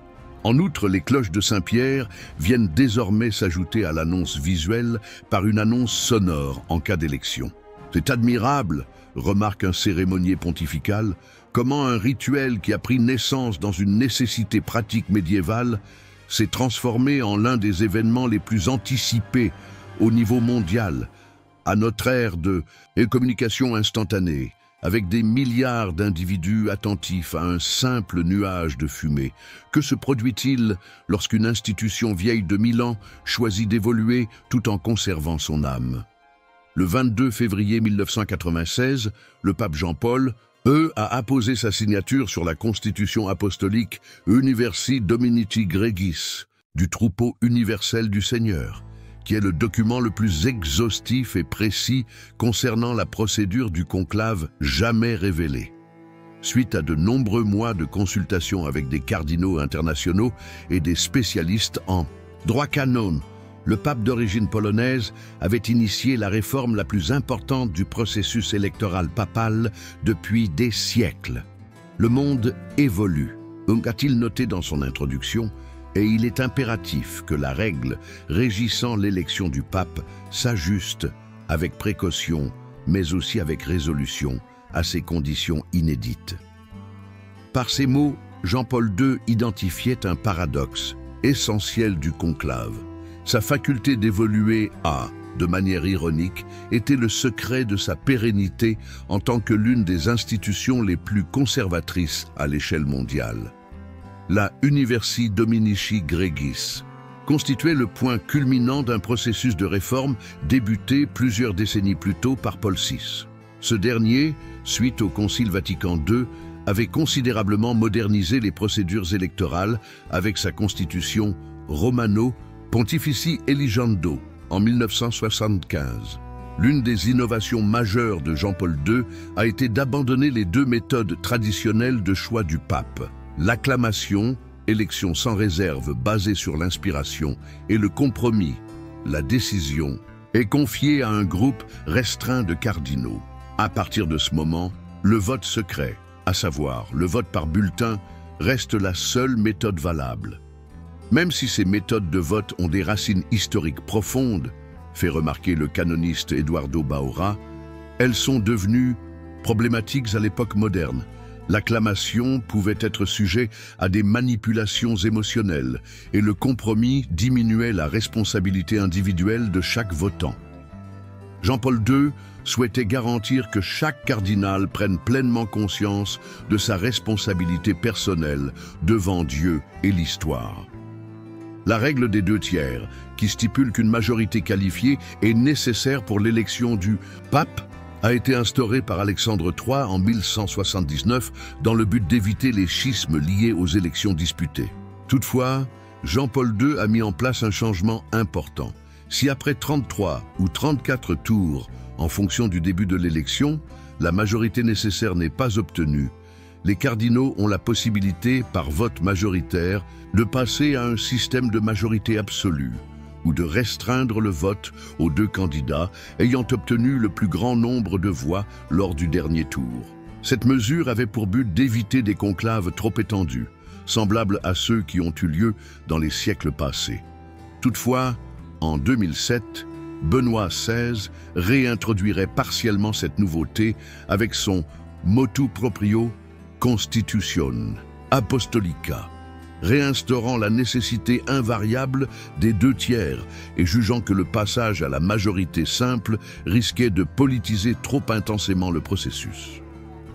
Comment convertir un club européen du Moyen-Âge en une entité véritablement internationale qui représente une Église universelle? En 1963, Paul VI a confronté cette question lorsqu'il a initié l'internationalisation systématique du Collège des cardinaux. Durant plusieurs siècles, la majorité des cardinaux était d'origine italienne, tandis qu'une minorité était d'autres nationalités européennes et, de façon occasionnelle, on comptait un représentant de l'Amérique. En 1939, au moment de l'élection de Pie XII, sur les 62 cardinaux, 35 étaient d'origine italienne et seulement 7 provenaient de pays hors Europe. 4 décennies plus tard, avec l'élection de Jean-Paul II en 1978, les Italiens avaient déjà perdu leur statut de majorité. Des cardinaux provenant d'Afrique, d'Asie et d'Amérique latine ont joué un rôle notable dans l'élection. Cette mutation démographique, décrite par l'historien John O'Malley comme une révolution silencieuse du Vatican, pourrait modifier durablement la dynamique du conclave et par extension la nature même de la gouvernance de l'Église catholique. Les désignations de cardinaux par Jean-Paul II ont considérablement amplifié cette tendance. Au cours de son long mandat papal, il a nommé 231 cardinaux venant de 69 nations, y compris des pays qui n'avaient jamais eu de cardinal avant, tels que le Vietnam, le Bénin, la Papouasie-Nouvelle-Guinée et les Antilles. À la conclusion de son pontificat, le collège électoral comptait moins de 20% d'Italiens. Cette expansion géographique témoignait clairement de la perspective de Jean-Paul II d'une Église respirant par deux poumons, Orient et Occident, et présente dans tous les continents et toutes les cultures. Le cardinal Francis Arinze, a qualifié cette modification de rappel concret que l'Église catholique n'est pas une institution européenne avec des antennes sur divers continents, mais une communion globale ayant ses origines à Jérusalem et s'étant enracinée dans diverses cultures. La création de blocs continentaux s'est révélée être une issue naturelle de ce processus d'internationalisation. Avant les conclaves de 2005 et 2013, des experts du Vatican repéraient nettement des groupes régionaux ayant des points de vue et des priorités spécifiques. Autrefois prédominant, le bloc européen, qui représente maintenant environ un tiers des électeurs, se concentrait sur les enjeux de la sécularisation et la sauvegarde de l'identité catholique dans les sociétés post-chrétiennes. Les étudiants latino-américains, représentant approximativement 20% de la population collégiale, étaient fréquemment attirés par les enjeux de justice sociale, de pauvreté et d'inégalité. Les cardinaux africains, bénéficiant d'une forte expansion numérique, symbolisaient des églises vivantes et en pleine croissance, mais faisaient face à des enjeux tels que l'islam. Pendant ce temps, les Asiatiques contribuaient avec leur vécu en tant que minorité religieuse dans des sociétés non chrétiennes. Ces groupes ne sont pas des entités politiques, a souligné le cardinal George Pell. Ils reflètent toutefois inéluctablement diverses expériences de pastorale et priorités ecclésiales qui orientent la perspective de chaque cardinal sur le genre de direction que requiert l'Église. L'élargissement géographique a grandement compliqué la dynamique du conclave contemporain. Les cardinaux viennent à Rome, non seulement avec diverses langues, même si le latin demeure la langue officielle des discussions, la majorité des échanges informels se font en italien, anglais ou espagnol, mais également avec différents contextes culturels pour appréhender l'Église et ses enjeux. Les rassemblements préparatoires au conclave, appelés congrégations générales, ont gagné en importance en tant que lieu où ces différents points de vue peuvent se croiser et s'appréhender mutuellement. Nombre de cardinaux de divers continents ne se connaissent que grâce à ces assemblées, a déclaré un participant au conclave de 2013. Les jours précédant le confinement se sont révélés être un moment déterminant pour franchir les obstacles culturels et linguistiques, instaurant la confiance indispensable pour une prise de décision véritablement collective. Les cardinaux actuels présentent une variété d'expériences et de rôles au sein de l'Église universelle. Historiquement, le collège était constitué de 3 catégories de cardinaux: les évêques de diocèses majeurs, les membres influents de la curie romaine et les théologiens ou canonistes éminents. Cette classification fondamentale persiste. Toutefois, elle est accompagnée de nuances contemporaines significatives. Les évêques diocésains ne sont plus exclusivement issus de sièges historiques en Europe, mais viennent également de grandes métropoles mondiales telles que São Paulo, Lagos, Manille ou Séoul, confrontant l'Église à des réalités socioculturelles profondément distinctes.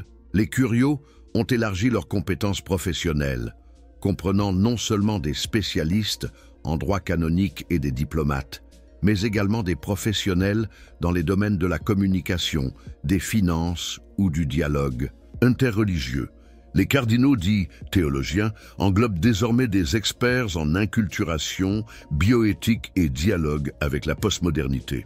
Le collège actuel, note l'excésiologue Massimo Fagioli, représente sans doute l'organe délibératif le plus diversifié culturellement qui existe au sein de n'importe quelle organisation mondiale, réunissant l'expertise de dirigeants religieux ayant œuvré dans des contextes aussi variés que les communautés amérindiennes en Amazonie, les institutions financières européennes ou encore les discussions avec les leaders musulmans en Asie.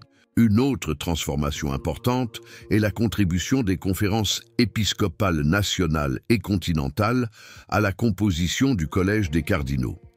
Bien que traditionnellement, la désignation des cardinaux soit un privilège strictement réservé aux papes, mis en œuvre avec une discrétion notable, les papes actuels ont souvent recours à ces instances collégiales régionales.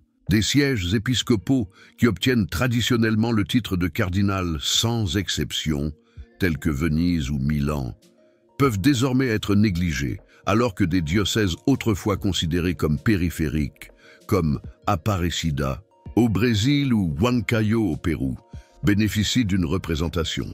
Cette souplesse offre au pape la possibilité de réagir plus promptement aux évolutions mondiales de l'ecclésiastique. Le carte du Collège des cardinaux est devenu, selon un sociologue de la religion, un baromètre révélateur de là où le Vatican estime percevoir la plus grande vitalité et importance stratégique pour l'avenir du catholicisme, et non nécessairement là où se situait son centre de gravité historique.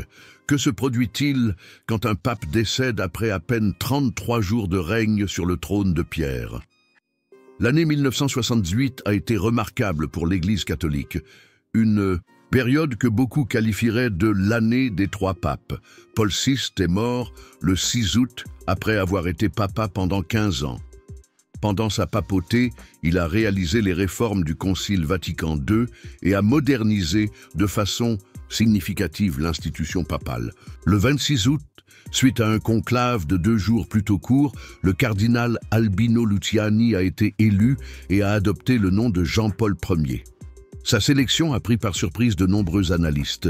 Étant donné qu'il était patriarche de Venise, il n'était affilié à aucune des factions prédominantes et manquait d'expérience à la curie romaine. Son sourire amical et sa manière de communiquer sans détour ont rapidement séduit les fidèles. Mais l'enthousiasme s'est mué en choc lorsque, 1 mois plus tard, le 28 septembre, il a été découvert sans vie dans sa chambre, emporté par une crise cardiaque. Un deuxième conclave devait être convoqué en octobre, rassemblant les cardinaux de manière inédite dans l'histoire contemporaine. L'élection de Karol Wojtyła en tant que Jean-Paul II par le conclave a marqué un moment décisif dans l'histoire papale. Pour la première fois en 455 ans, un étranger, un Polonais venu de l'autre côté du rideau de fer, accédait au trône de Pierre. Les informations qui ont été divulguées sur ce conclave exposent une dynamique captivante. Suite à plusieurs scrutins où les cardinaux italiens traditionnels, tels que Giuseppe Siri de Gênes et Sebastiano Baggio, et ceux plus progressistes, comme Giovanni Benelli de Florence, se confrontaient, l'attention a finalement été portée sur des candidats étrangers. Le cardinal Koenig de Vienne, influent et puissant, a vigoureusement soutenu la candidature du Polonais, soutenant que l'élection d'un pape issu du bloc communiste pourrait engendrer une transformation significative tant pour l'Église que pour la politique mondiale. Lors du 8e scrutin, Wojtyła a largement surpassé les 2/3 requis. Comme l'a déclaré plus tard un cardinal présent, « Nous avons intégré le conclave avec l'intention d'élire un pape pour l'Église. Et nous avons finalement abouti à l'élection d'un pape pour le monde. » Le décès de Jean-Paul II en 2005, suite à son long pontificat du XXe siècle, a engendré une toute autre situation pour le prochain conclave. Durant 26 ans, Wojtyła avait désigné plus de 95% des cardinaux votants, nombreux choisis spécifiquement, pour leur conformité à sa perspective théologique et pastorale. L'image du cardinal Joseph Ratzinger, qui a été préfet de la Congrégation pour la doctrine de la foi pendant 20 ans et collaborateur intime du pape défunt, dominait le paysage avant le conclave. Occupant le poste de doyen du collège des cardinaux, Ratzinger a dirigé les congrégations générales précédant le conclave et a délivré le discours d'ouverture, durant lequel il a mis en garde contre la dictature du relativisme, un sujet qui toucherait particulièrement plusieurs votants. Quels sont les processus mentaux et émotionnels d'un cardinal lorsqu'il est chargé de sélectionner le vicaire du Christ? C'est une expérience qui vous laisse une empreinte indélébile, déclare un cardinal ayant pris part au conclave de 2013. Alors que tu as ce bulletin en main devant l'autel et le jugement dernier de Michel-Ange, tu ressens le poids de 2000 ans d'histoire reposant sur tes épaules. Malgré le serment de confidentialité absolue, plusieurs cardinaux ont élu à partager, sans enfreindre des éléments spécifiques de secret, les aspects spirituels et humains de leur expérience en tant qu'électeurs du pape. Ces récits, minutieusement sélectionnés pour préserver le secret conclaviste, fournissent des aperçus captivants de la réalité qui se déroule à l'intérieur de la chapelle Sixtine. Un lieu où tradition et modernité, politique et spiritualité, humanité et transcendance se rencontrent dans un processus sans équivalent mondial. Pour beaucoup de cardinaux, notamment ceux provenant de pays en développement, la disparité entre leur quotidien pastoral et le sérieux historique du conclave est saisissante. Dans mon diocèse, je prends en charge des individus confrontés à une pauvreté extrême, dépourvus d'accès aux nécessités de la vie. Me témoigne un cardinal africain. Je me trouve dans la chapelle Sixtine, entouré de merveilles de la Renaissance, prenant part à un rite vieux de 1000 ans. Cette combinaison est extrêmement touchante. Elle te fait réaliser que tu fais partie d'une église qui est à la fois locale et universelle, enracinée dans des faits tangibles tout en étant liée à une tradition qui dépasse toute période ou culture. Cette dichotomie entre le caractère universel du catholicisme et la variété de ses manifestations locales représente un aspect essentiel de l'expérience conclave actuelle, où des cardinaux issus de 5 continents cherchent à établir une compréhension commune non seulement sur le plan linguistique, mais également conceptuel et spirituel. Les éléments les plus pragmatiques de l'existence conclaviste dépassent rarement le cadre du public. Néanmoins, plusieurs participants ont souligné l'importance primordiale des discussions non officielles. Les sessions officielles à la chapelle Sixtine revêtent un aspect très solennel et formel, précise un cardinal européen. Ce sont lors des repas à Santa Marta ou dans les couloirs entre les votes que s'engagent les discussions les plus révélatrices. Une personne évoque une caractéristique qu'elle juge indispensable chez le futur pape. Une autre fait part de son inquiétude face à un enjeu particulier dans sa région. Un troisième raconte une expérience personnelle en lien avec un candidat éventuel. Ces discussions apparemment décontractées trament progressivement un consensus qui se manifeste finalement à travers les votes. Cet aspect non officiel du jugement collectif met en évidence que le conclave, outre sa structure cérémonielle rigoureusement établie, demeure essentiellement un processus humain, reposant sur des interactions personnelles et l'élaboration graduelle de la confiance et de la compréhension réciproque. De nombreux électeurs mettent en exergue l'importance de la prière et du silence, considérés comme des composantes essentielles de l'expérience conclaviste. Selon un cardinal d'Amérique latine, les instants les plus forts n'étaient pas ceux où nous votions formellement, mais plutôt lors des longues périodes de silence collectif dans la chapelle. C'est quelque chose d'extraordinaire que de rester en silence avec plus d'une centaine d'hommes, tous plongés dans la prière, mais unis par un objectif partagé. Ce silence partagé a une dimension presque palpable. On ressent à la fois sa solitude devant Dieu et son appartenance à un ensemble discernant plus vaste. Cet équilibre entre responsabilité individuelle et jugement collectif constitue le cœur théologique du conclave. Chaque cardinal exprime son vote en fonction de sa conscience, mais la conclusion ultime découle de l'ensemble du groupe. Dans ce que la tradition catholique voit comme une révélation de l'orientation du Saint-Esprit par le biais d'efforts humains. Les agents en service durant le conclave, médecins, confesseurs, techniciens, personnel de soutien, fournissent une vision distincte en tant qu'observateurs privilégiés, mais non impliqués dans la procédure électorale. Un médecin ayant participé au conclave de 2005 a déclaré « Ce qui était le plus frappant, c'était de voir la métamorphose des cardinaux durant cette période. Ils se présentaient comme des individus porteurs de leurs propres idées et projets, mais peu à peu on discernait comment ils convergeaient vers une compréhension commune. C'était comme si l'intensité de l'expérience, les rituels, les prières communes, le retrait du monde extérieur, engendraient un état modifié de conscience collective. Un animateur souligne « Il y a des instants où l'on ressent qu'on est le témoin de quelque chose qui dépasse la simple politique ecclésiastique ou les individus, des moments où l'histoire et l'éternité semblent se croiser. Je ne suis pas en mesure de divulguer des informations précises. Cependant, je peux affirmer que j'ai observé des instants où manifestement, une force supérieure à la nôtre agissait dans cette pièce.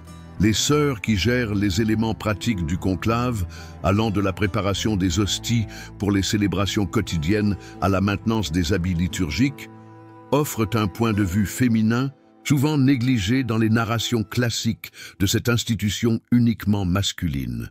Notre rôle peut paraître secondaire, et déclare une sœur qui a œuvré en 2013, cependant, nous nous percevons comme des actrices spirituelles pleinement impliquées dans cette démarche.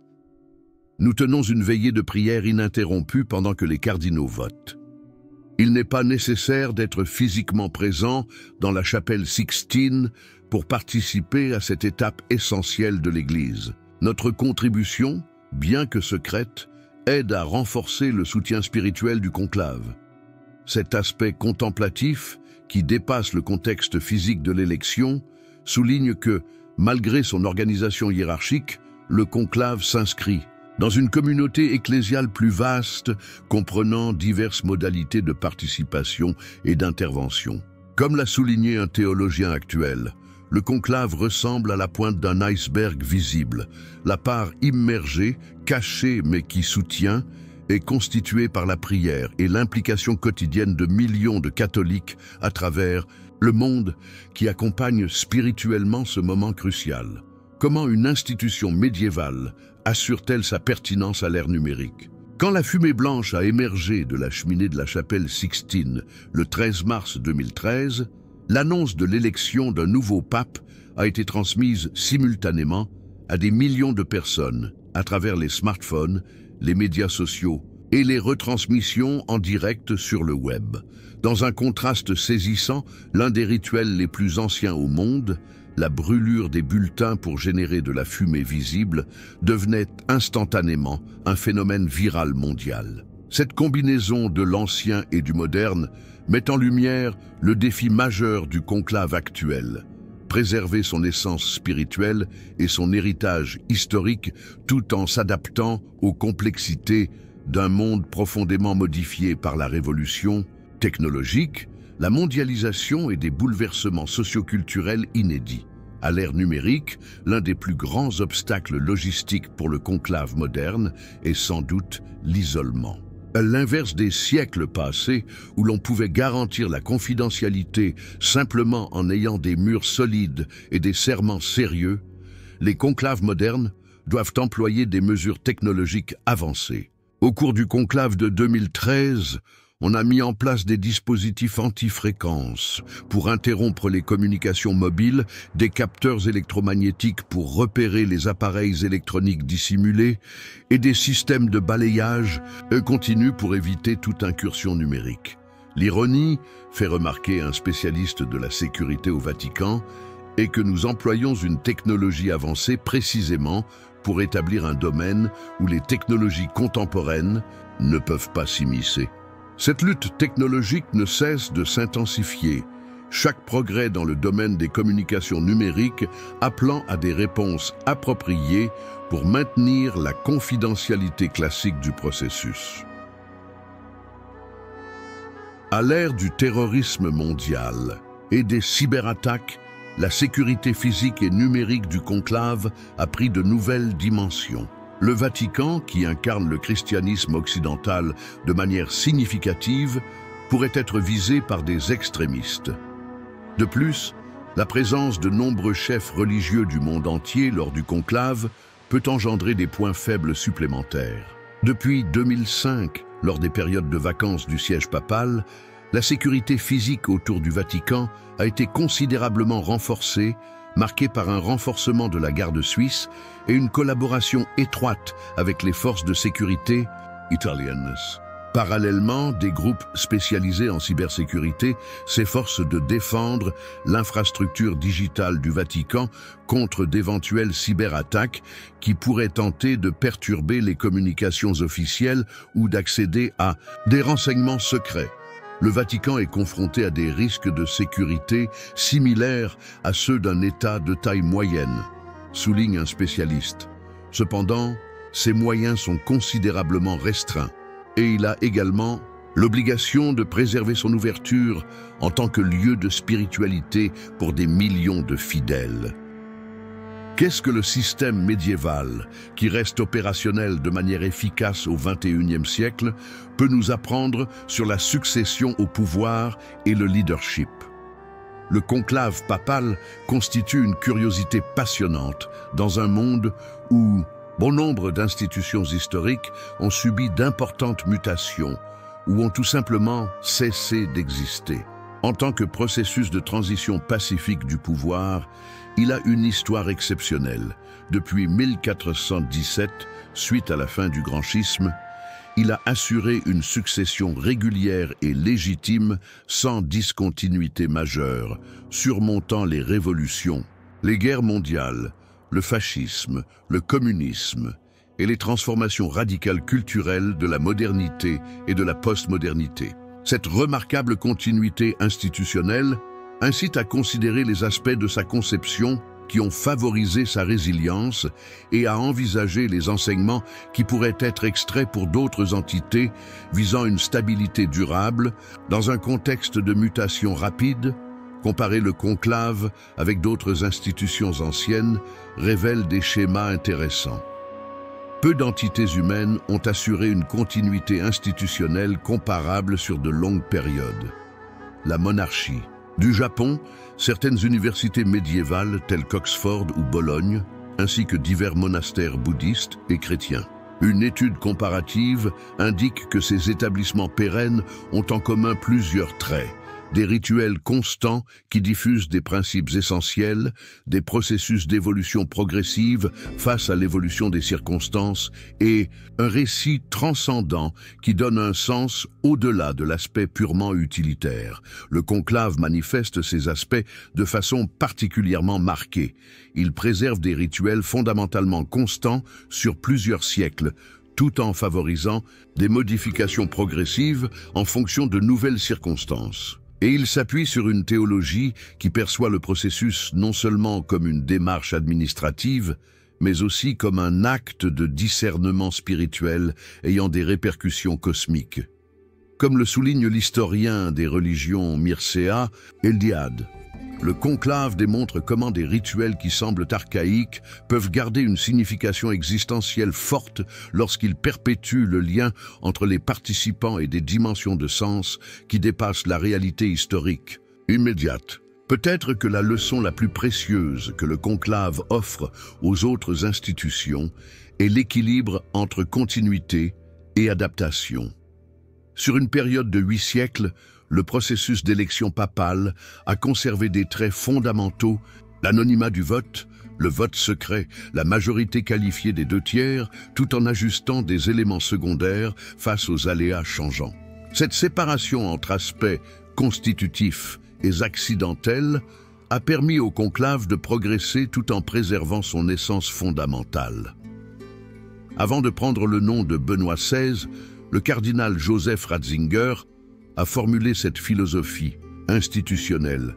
La tradition n'est pas la sauvegarde des cendres, mais la transmission du feu. Pour préserver la flamme, il peut parfois s'avérer indispensable de modifier le genre de bois qui la nourrit. La faculté de différencier la forme du contenu, les moyens des fins, le centre inaltérable de la périphérie modifiable, est une caractéristique distinctive des rares entités qui ont perduré sur des milliers d'années. Elle représente un exemple pour les structures modernes en quête de trouver l'équilibre entre la conservation de leur essence et l'ajustement à un monde en constante évolution. L'utilisation du conclave comme outil de formation au consensus procure un autre enseignement de valeur. Sa conception est intentionnellement élaborée pour favoriser l'inclusion de différentes perspectives en vue d'une décision cohérente.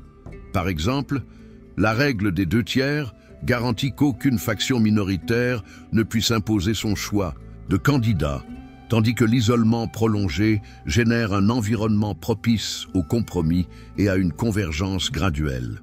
À l'opposé de nombreux systèmes démocratiques actuels qui opèrent avec des majorités simples, souvent créatrices de sociétés fortement polarisées, le conclave est organisé pour produire des décisions qui dépassent les clivages.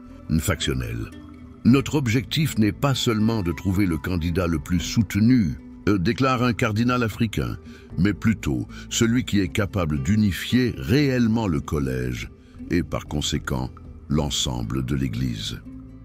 Dans une période marquée par une fragmentation sociale et politique grandissante, cette emphase sur des procédés qui encouragent un consensus large plutôt qu'une victoire à faible marge pourrait servir de guide pour réévaluer les processus décisionnels dans plusieurs institutions actuelles.